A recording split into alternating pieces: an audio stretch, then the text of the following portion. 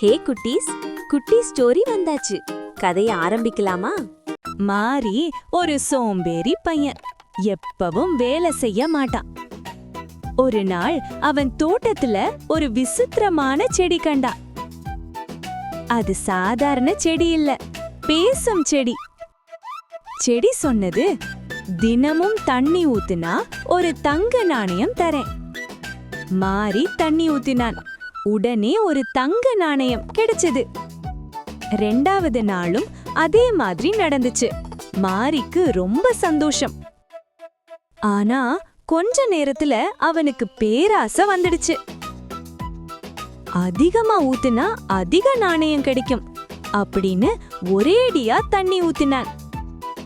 ஆனா என்னாச்சுன்னா செடி வாடி போயிடுச்சு. இப்போ நாணயமுமே கிடையாது, செடியும் இல்ல. மாரி என்ன கற்றுக்கிட்டான் தெரியுமா?